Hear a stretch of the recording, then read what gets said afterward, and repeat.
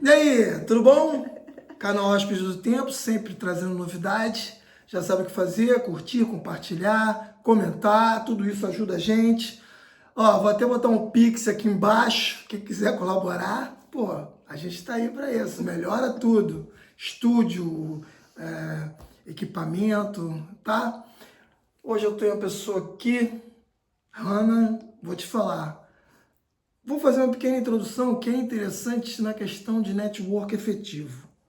A Ana estudou comigo no ensino médio. E quando ela foi para a universidade, ela estudou com outros amigos em comum, ou seja, numa rede afetiva, que é o Marcelo Marão e o Clementino, que eu conheci pós-faculdade. Eles já formados e a gente foi trabalhar juntos. E aí eu descobri que ela também era amiga deles e a gente ficou em comum com amigos. E aí, mais recentemente, esteve aqui Luana Xavier, que se tornou mãe de santo, substituindo a avó. E Hannah está lá, no terreiro do boiadeiro. Então, assim, muita coisa para falar, mas o mais importante também é que ela é designer da UFRJ, formada lá em Belas Artes, e ela trouxe um trabalho bacana. Para quem não conhece, colagem, parece, nossa, eu fui comentar isso com leigos e as pessoas falam assim, mosaico? Não. E ela vai explicar o que é o trabalho de colagem. Acho que as pessoas têm aquela questão da escola, né? Do trabalho. Para quem teve, eu não sei se ainda existe a matéria de artes plásticas nas escolas, mas na minha época existia no ensino fundamental a matéria de artes plásticas e existia o mosaico, que a gente fazia uns caquinhos e transformava numa ilustração, numa coisa. Não é colagem, embora cole.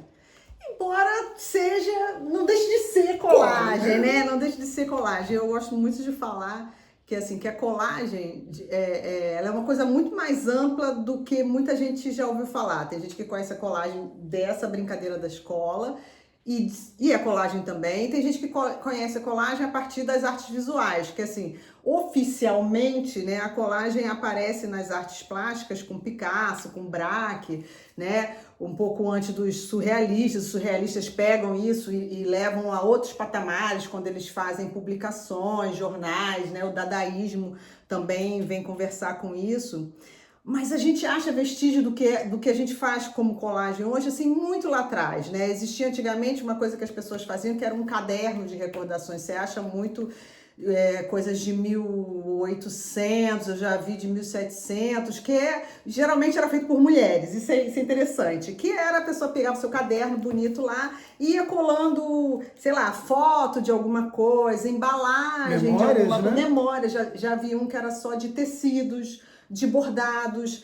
Então, assim, a colagem, ela tem essa característica de ser um espaço onde você preserva alguma coisa ou onde você constrói alguma coisa. Eu acho que se eu fosse dividir, eu dividiria dessas duas formas, né? A preservação de uma memória, de uma ideia, de uma alegria, né? Ou de uma tristeza, ou a construção de uma outra coisa. Porque eu gosto muito de explicar a colagem a partir da junção de dois elementos que aparentemente não tem nada a ver e você cria uma outra coisa, né? Por exemplo, aqui tem papel de presente, aqui tem um recorte que eu ganhei já pronto, né?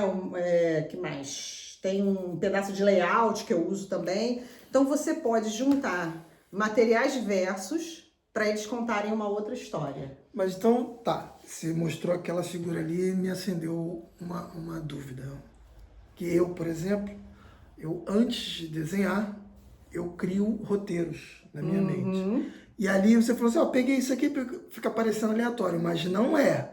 Você cria algum tipo de propósito antes de colar ou a coisa é visceral e instintiva?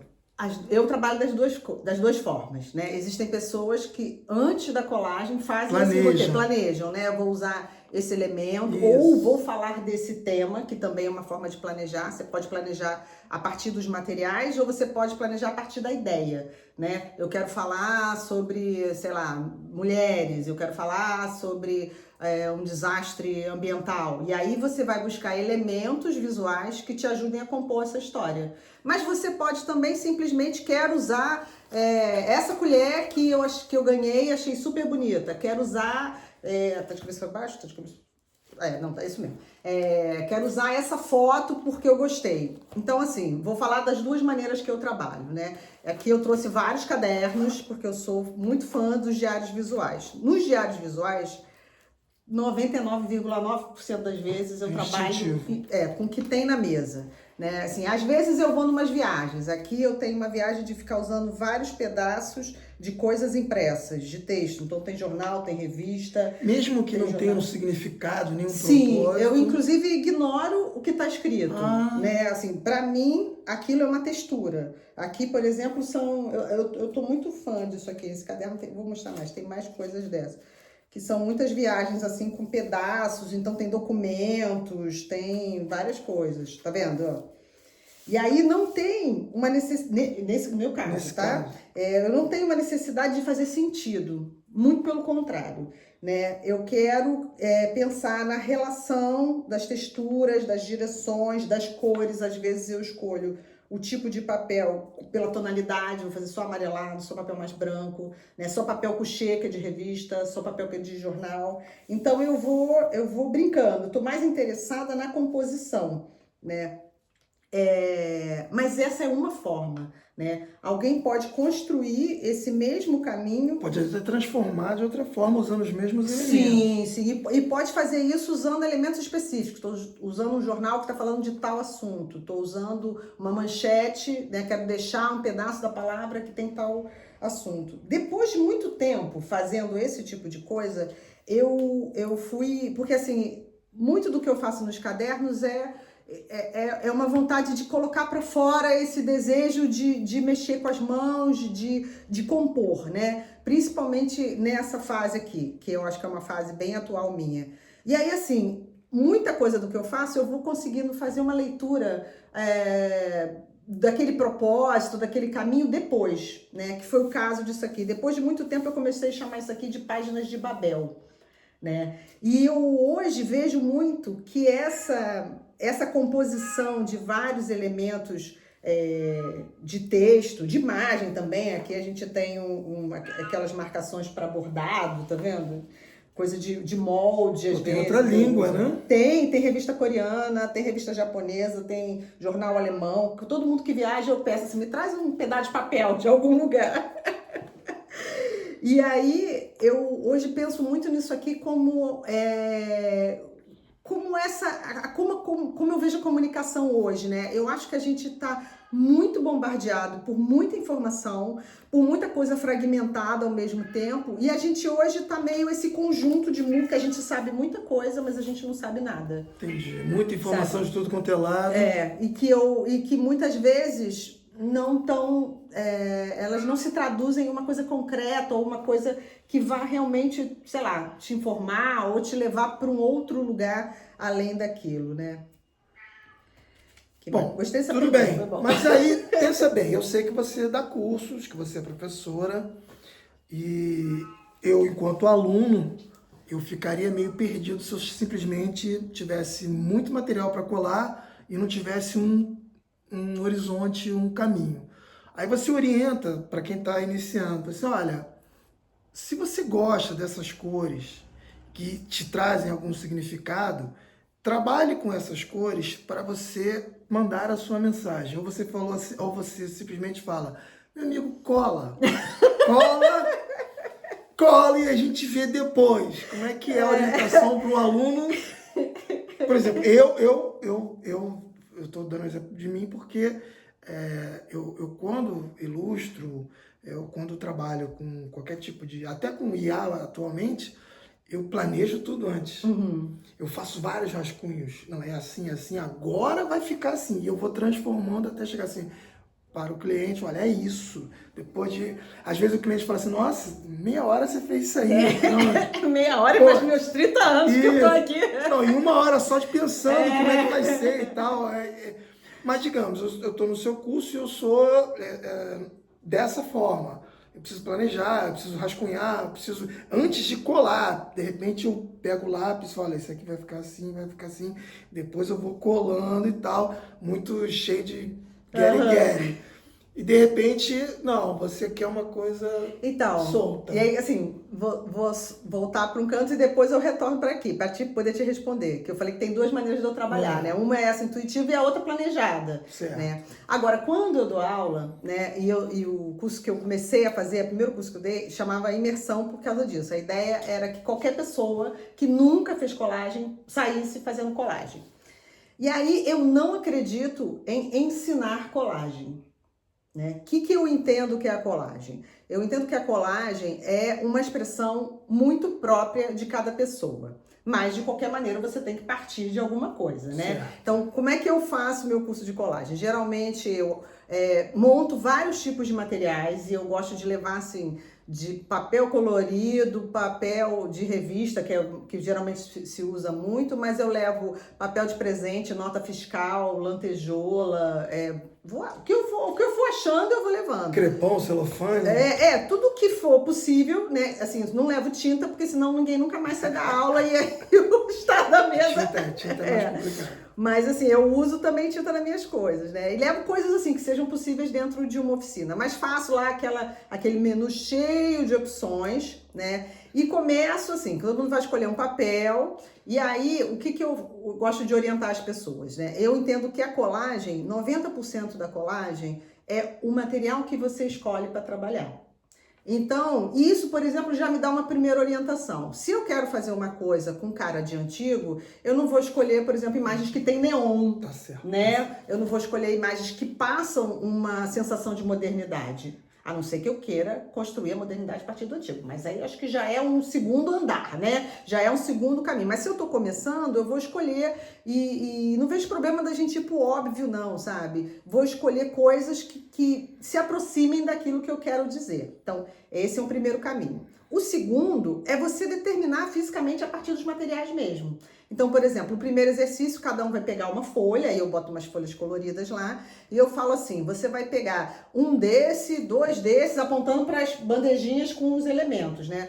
Sei lá, um de papel, um é só desses papéis de jornais, assim, rasgados, um de textura, um de elementos, um de coisa colorida, um de bolinha, vou cortando umas bolinhas, eu levo uma opção de coisa. Então, aí eu oriento que ela vai trabalhar a partir de determinados elementos. Isso é uma segunda forma de você delimitar esse começo, né? Então, a gente falou de delimitar a partir do tema, né? Que eu quero fazer, e aí você escolher esses materiais a partir do tema. Mas no contexto da aula, para quem nunca fez, é mais fácil que eu delimite os elementos. Aí mando pegar um de cada lá. A pessoa vem e pega. E aí eu boto música.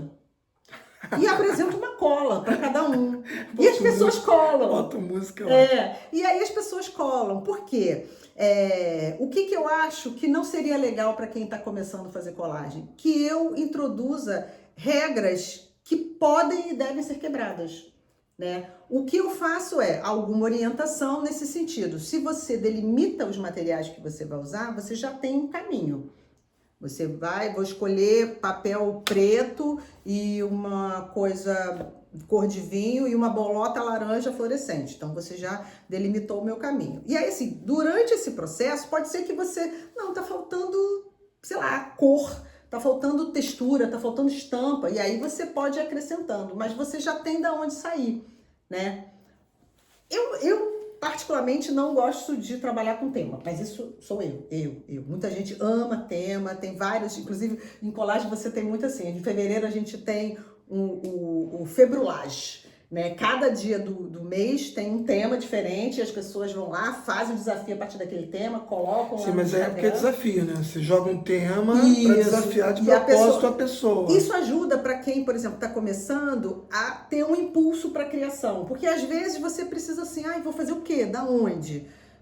E aí tem um tema proposto. E aí, já, pelo tema, você vai. já tem um caminho. Né? Eu sou o contrário, assim, eu não gosto de tema porque eu acho que tema me prende. Eu quero sentar e pegar o papel que tem na mesa, ou então puxar uma caixa de coisas, de recortes e brincar a partir daquilo. A não ser que eu esteja trabalhando, e aí eu vou chegar lá, a não ser que eu esteja trabalhando uma coisa específica, que eu trouxe algumas séries que é para falar disso, né? Mas eu acho que para quem está começando, mais importante do que a cola certa, a maneira certa de cortar, eu gosto muito também de brincar com as pessoas, eu levo tesoura, mas convido elas a rasgar, porque às vezes... dá um efeito diferente. Isso, eu adoro rasgado, né? Adoro essa coisa assim. Eu vou mostrar mais rasgado daqui a pouco. Porque, assim, às vezes as pessoas ficam vendo aqueles milhões de vídeos das pessoas cortando aqueles cabelos, aqueles fios de cabelo com aquele negócio. Gente, eu não consigo cortar aquilo, eu acho possível, entendeu? E não é aquilo não é o resultado da colagem. A colagem é o que você consegue comunicar a partir dessa sobreposição, dessa junção, desse diálogo que você cria entre dois materiais, né? E às vezes você não precisa de muita coisa. Às vezes um detalhe, um negocinho já pode ser a colagem. Deixa eu ver se eu acho alguma coisa com pouca coisa. Aqui tem um recorte, aqui também foi um recorte que eu ganhei, né, que é um sambista. E aí o resto são adesivos e bolinhas. Não, tudo é adesivo, tudo é adesivo. Mas aí, assim, o interessante que você tem um plano, que é o papel. E a colagem, ela é em camadas. Então, você tem um relevo. Então, propositalmente, se você for fazer uma exposição, a delírio do cara, do artista. Adoro. E aí você tem várias texturas em camadas, causando um relevo. Que ao toque, você ainda tem uma outra interpretação. Sim. Por exemplo, eu faço uma exposição de colagem em camadas e o meu público que vai lá são cegos. E eles podem tocar na minha colagem e interpretar o que é. Sim, isso aí já dá margem até para um outro processo, né? Que é você trabalhar para... Maluco quando se encontra. Adoro. Que é trabalhar pensando nesse volume e nessa textura. Exato. Né?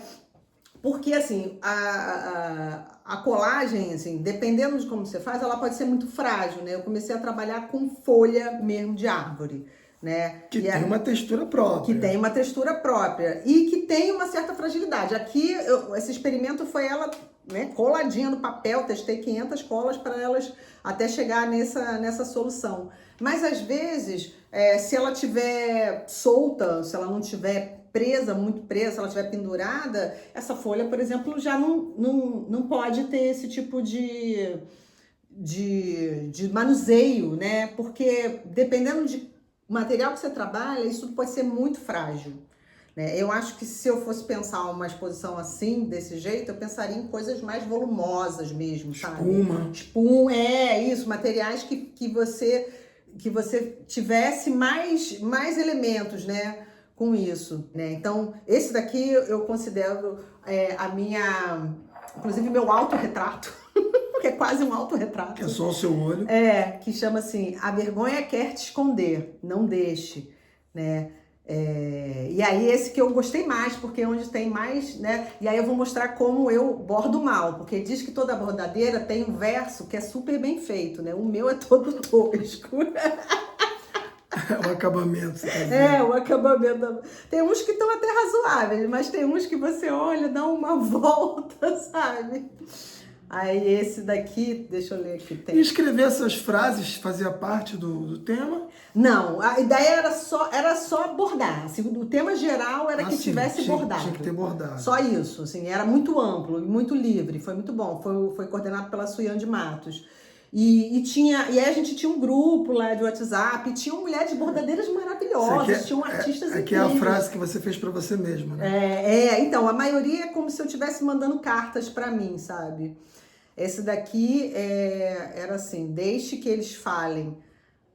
Fale, a vergonha Ih, rapaz, o óculos tá... Ganha. A vergonha ganha quando você se esconde. Isso aí. Cara, isso aí foi uma coisa no livro que eu, meu Deus, é isso, né? A vergonha ganha quando você se esconde. Porque ela falava que o grande aliado da vergonha é justamente a falta de compartilhamento. Porque você entende... E essa falta de compartilhamento também está ligada, de uma certa forma, a você não ter trocas com as pessoas. Porque o que é a vergonha? Você é a única pessoa que é daquele jeito. Você é a única pessoa que não tem. Você é a única pessoa que não faz, ou que faz daquela forma. Então, essa sensação de ser único, né, te isola. É, porque a vergonha é solitária. É isso, é isso. Então, o que ela coloca de várias formas nesse livro, e eu acho esse livro assim, maravilhoso por isso, é que assim, um antídoto, ela usa essa palavra para vergonha, é justamente a conexão. É quando você fala com o outro, é quando você consegue trocar e dizer isso aqui dói pra caraca em mim, isso aqui eu não consigo. E aí acontece de você falar e a pessoa fala assim, eu também. Gente, aquele eu também... Criou um vínculo. E é uma libertação. Você não é o único ser humano na face da Terra daquele jeito péssimo. Você não está sozinha. Entendeu? Dizem, e eu concordo, que a prática teatral, ela desinibe o envergonhado. Uhum. E quando a gente fez teatro, nós éramos adolescentes. E na fase adulta você permaneceu... Mas eu devo ao teatro tudo que eu consigo fazer. Você não tá entendendo. Eu não ia conseguir fazer nada disso. Tinha que ter Exatamente. Sido mais longo, então. Talvez. Foram só 3 anos. Foram só 3 anos, né? Talvez devesse ter... Então, porque o plano... Eu tinha um plano ótimo. Eu sou uma pessoa de plano ótimo. Então, meu plano era ser atriz. E aí eu fui fazer programação visual, né? Que era o nome na época. Desenho industrial, habilitação e programação visual na UFRJ. Para sustentar a minha carreira de atriz. Uma paga o boleto para poder bancar o sonho. Só que eu escolhi um negócio que não paga boleto nenhum, né? Mas, assim, eu sempre tive perto do teatro de alguma forma, né? Porque, assim, os primeiros clientes que eu tive foi quem? Foi o pessoal do Teatro de Anônimo, né? Que foram outros colegas nossos lá. Também lá que fizeram teatro lá. Então, assim, e é muito interessante essa história, porque, assim, foi numa época, quando eu comecei a trabalhar com design, né, foi com o Marco, que era meu sócio na época, meu ex-sócio, meu ex-marido, mas a gente tinha uma ideia de trabalhar com cultura, o que naquela época não era comum. O que acontecia? Quem fazia o material de cultura, geralmente era uma agência publicitária, né, que ganhava dinheiro com outras coisas e fazia aquilo no que eles chamavam de pro bono. Tipo, vou fazer porque é legal pra caramba trabalhar com teatro, é muito legal. Como se fosse a cota, né? Isso. E aí, isso implicava em muita coisa. Implicava em que as pessoas de teatro entendiam que elas nunca iam pagar por um trabalho de design. Então, isso já impedia o mercado, sério. E aí implicava também que quem não conhecia um publicitário que fizesse um pro bono ia fazer uma coisa muito ruim, né? Não ia ter um material legal. E a gente queria trabalhar para esse mercado. Então a gente foi meio que, assim, cavando espaço, e foi muito interessante que por a gente começar por um grupo de teatro que tinha o que a gente passou a chamar de teatro de repertório, ou seja, é um grupo que está alinhado com um tipo de pensamento, ou um tipo de caminho. No caso do Anônimo era o palhaço, né? Sim. Era o clown, o palhaço. Muitos atos circenses. Isso, o circo, né? De uma forma mais ampla. Isso.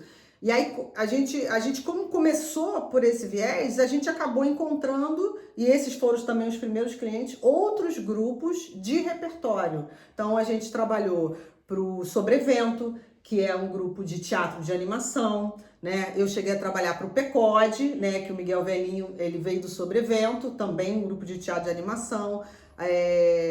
A companhia etc e tal, que é de mímica. O teatro de animação é aquele dos bonecos. Então, que é mais amplo que isso, né? Ele começou como se chamava teatro de bonecos, e aí depois ele foi ganhando esse nome de teatro de animação, porque hoje ele engloba tudo. Ele vai englobar o que eles chamam de o uso de objetos muito insinuados, tipo, eu consegui comunicar, fazer o copo, contar uma história, não fingindo que ele é um copinho vivo, sabe? Mas também engloba, por exemplo, o teatro onde você veste as roupas dos bonecos, sabe? Então, ele tem conceitos, assim, muito amplos, por isso que ele virou teatro de animação. Então nós falamos de teatro no ensino médio, dessa sua formação em design e seu trabalho de texturas e colagens, e falamos de tema. E aí eu lembrei do tema que é a religiosidade, e que é um tema forte, um tema que merece até uma exposição. E principalmente a religiosidade de matriz africana, a qual você está ligada, porque ela é muito visual também. Olha, já dando sugestão. Aí, então, e aí, esse encontro com Mãe Luana. Olha, eu vou dizer uma coisa assim que foi muito interessante, sabe? A história da minha família tem uma espiritualidade, uma religiosidade, né? Meu bisavô, né, que chama Antonino, pai da minha avó, ele era tipo, sei lá, o benzedeiro, o feiticeiro, assim, do local, sabe? A minha avó era benzedeira, né? Que estão em extinção hoje em dia. Sim, sim, sim. Eu lembro quando era criança, morava na Pavuna, a gente morava numa vila e era muito comum vir a criança da vila, do outro lugar lá, para minha avó benzer. Eu até hoje uso chá e uso coisas que ela fazia assim para cuidar da gente. E a gente tem esse histórico dessas interfaces com a religião de matriz africana, né? Reza a lenda que a minha mãe deveria ter ficado no terreiro, mas não ficou, e aí depois ela, não sei, ela teve alguma questão lá, ela já faleceu, não tem mais como perguntar isso para ela, que ela se afastou e não gostava, né? Mas a minha avó não, eu lembro dela falar, sua avó adora uma macumba. E aí eu comecei a ver que nas minhas colagens começavam a surgir esses elementos, né? Durante a pandemia também eu ganhei uma porção de papel muito grande, né? Tamanho A2, que era um tamanho em formato que eu não trabalhava, e resolvi que eu ia fazer uma série de arcanos. Eu já estava na fase das séries, né? Eu estava na fase toda das séries. E aí um dos primeiros desses grandes que eu fiz eu chamei de Jurema, e era uma cabocla, né? E aí eu falei, tá, ok, Jurema. Tá, passou um tempo, eu comecei a experimentar, foi quando eu comecei a experimentar essa coisa de trabalhar com a folha, né? Uma folha mesmo, a folha da árvore, colando. E aí a primeira colagem que eu fiz, eu ia trazer, esqueci, chamava Oferenda Cabocla. E essa colagem, para mim, ela é um marco temporal, assim, ela é um ponto inicial nisso tudo, porque assim, eu lembro que essa colagem ela foi feita assim como uma oferenda mesmo, né? Eu comecei a construir a colagem, usei uma folha de árvore, que quando eu lembro as poucas vezes que é na rua, eu comecei a recolher folha do chão e tal, moro perto de um lugar que tem muitas árvores, e aí ali eu escrevi várias coisas que eu queria ofertar, várias coisas das quais eu queria me livrar, várias coisas que eu queria deixar para trás. Então, naquela colagem eu escrevi e depois pintei por cima, né? Então, assim, hoje a colagem você não consegue ler o que está lá, porque a ideia era essa, era uma oferenda que eu estava entregando para a mata, digamos assim. Engraçado, Ronaldo. Foi essa colagem e tudo que veio depois que me trouxe a espiritualidade. Você, na verdade, o instrumento de trabalho te abriu algum tipo de caminho, ou seus olhos, para que você pudesse procurar. Isso. E aí, depois disso, assim, eu acho que foi só aprofundar, não sei se aprofundar seria a palavra, mas foi só uma entrega maior para esse caminho, né? Aí aqui eu trouxe uma que eu acho que é muito significativa disso, que são as 7 juremas, né? Eu tive um sonho uma vez, que eu sonhei e acordei com essa frase, você tem que fazer 7 juremas. Esse meu olhar aqui, ótimo. E aí eu fui fazendo... Que parece uma máscara africana. Aham. E aí eu fui fazendo as 7 juremas, eu tenho 6 hoje, porque uma já foi vendida, né? E lá na Umbanda, né, assim, do cercado de boiadeiro, tem essa coisa bonita que a Luana fala, que eu acho assim, muito comovente, que a gente lá expressa a Umbanda de Chica, né? avó Que é a avó dela, que foi a fundadora do Cercado, que é uma Umbanda, que é uma irmandade, é isso, a gente é uma irmandade, a gente se acolhe, a gente tá junto, a gente se cuida, né? E é um espaço, assim, muito bonito, e assim, pra mim, eu acho que assim, não teria lugar melhor para eu estar hoje do que no Cercado. Todo esse trabalho que eu tô vendo, que eu vou mostrar em detalhes daqui a pouco, ele, óbvio que ele bate, para quem tem sensibilidade artística, ele bate em algum lugar, em algum sentimento interno. De repente nem é a sua intenção atingir, vou atingir lá o âmago daquela pessoa para que ela tenha um insight. Nem é esse o objetivo. Mas a arte, ela tem esse poder, né? Eu vou fazer uma colagem porque eu quero homenagear a minha espiritualidade de vertente africana e eu vou fazer aqui uns orixás. De repente, uma pessoa que não tem nenhum conhecimento de orixás vai olhar aquilo e vai bater em outro lugar. Sim, sim. Porque o sentimento que você colocou vai bater no espectador, né? no fã de arte, de uma maneira totalmente diferente. Isso que eu acho interessante, o alcance que você tem para pessoas que estão envolvidas, pessoas que são da arte, mas para qualquer pessoa leiga.